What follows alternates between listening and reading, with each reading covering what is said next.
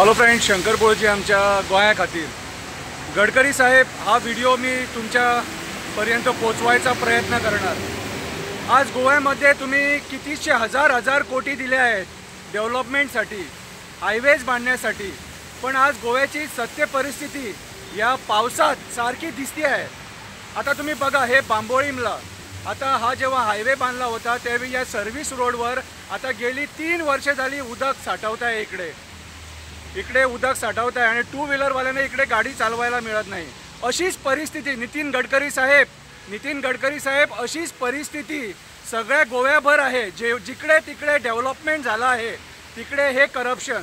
आता मला एक सांगा, डेव्हलपमेंट इंजिनियर करतात तर त्या इंजिनियराला माहीत नसतं कुठे पाईप ठेवायचं आणि कुठे त्या उदकाची एक्झिट ठेवायची. ती आता या स्विमिंग पूलमध्ये नवीन टेक्नॉलॉजी वापरली आहे तरी सांगा आम्हाला. जर नवीन टेक्नॉलॉजी वापरली आहे तरी सांगा, कारण याच्यामध्ये आंघोळ बिंघोळ करायची टेक्नॉलॉजी आहे तर सांगा, लोकांना कळू दे. कारण आता हे टू व्हीलरवाले जे एवढे लोक आहेत, टू व्हीलरवाले त्या लोकांना या हॉस्पिटलमध्ये येताना त्रास होतो. आता ही परिस्थिती पेडणे, उगिये, म्हापशा, करसवाडा सगळीकडे आहे. जिथे हजार कोटीचं डेव्हलपमेंट झालं आहे तिथे ही परिस्थिती आहे सगळीकडे. पणजीला ही परिस्थिती आहे, म्हापशाला परिस्थिती सेम आहे, पेडणेला ही सेम परिस्थिती आहे. म्हणजे आज जे भारतीय जनता पार्टीने डेव्हलपमेंट केलं आहे ते डेव्हलपमेंट फेक डेव्हलपमेंट आहे.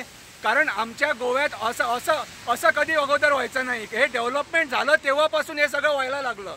अरे मी म्हणतो डेव्हलपमेंट करा, पण व्यवस्थित करा. ते पैसे सारखे वापरा. हजार कोटीचं डेव्हलपमेंट आणि तुम्हाला 1000 रुपयाचे पाईप एक्झिटसाठी घालायला होत नाही. प्लॅनिंग नाही या डेव्हलपमेंटला, प्लॅनिंग नाही. आणि हे डेव्हलपमेंट सामान्य माणसाने का सोसावं?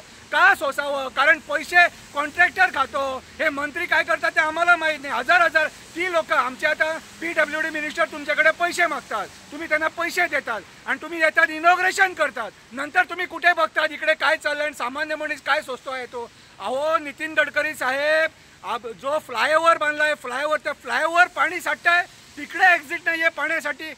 एक सिंपल गोष्ट, पाण्याची एक्झिट, पाणी कुठून जायचं ते या इंजिनियर्सला माहीत नाही आहे. आज गोव्यामध्ये कुटाळीचा पूल तुम्हीच इनॉग्रेशन केला होता, तिकडे पण सगळं पाणी साठलेलं आहे काय. आणि हे सामान्य लोक आमचे स्वस्त आहेत गोव्याचे. सगळीकडे पाणी साठलेलं आहे आणि ही पूरग्रस्त परिस्थिती आज गोव्यामध्ये आहे. कोण जाब विचारणार? हे PWD मिनिस्टरचे जे पद आहे ते आमच्या गोव्याच्या CM कडे आहे आणि ते हसून लोकांना सांगतात भिवपाची गरज ना म्हणून. मग यांना आता आम्ही काय म्हणायचं? कशाला ही दादागिरी? हजार कोटी खर्च करून उलटी दादागिरी आम्ही सोसायची. आता ऑलरेडी जो फ्लायओव्हर चालू आहे परवरीचा, तिथे पण आम्हाला सोसावं लागतं. रस्ता नाही आहे, खड्डे पडलेले आहे, लोक त्याच्यामध्ये पडतात, मोडतात, मरतात. एक साधी लादी घालायला होत नाही यांच्याकडे. काय करायचं? कुणाच्या नावानं बोंबलायचं?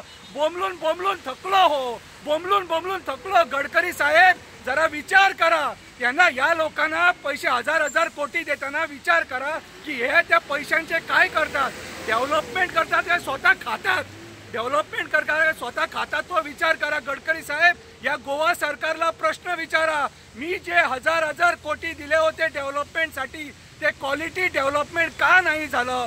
गेल्या वर्षी मालपे इथे रिटेनिंग वॉल कोसळली, तिकडे मी कपडे काढून प्रोटेस्ट केला, तुमच्यापर्यंत व्हिडिओ पोहोचवला. मीच तो शंकर पोळजी जो व्हिडिओ तुम्हाला पाठवला होता.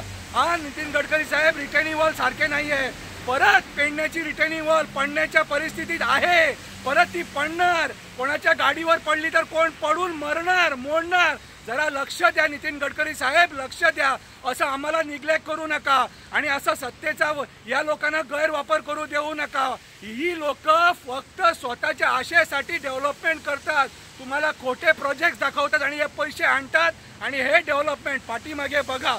या डेव्हलपमेंटमध्ये सगळं पाणी साठलेलं आहे. डेव्हलपमेंट पाण्यामध्ये बुडलेले आहे. नितीन गडकरी साहेब, डेव्हलपमेंट पाण्यामध्ये बुडलेलं आहे. जरा लक्ष द्या.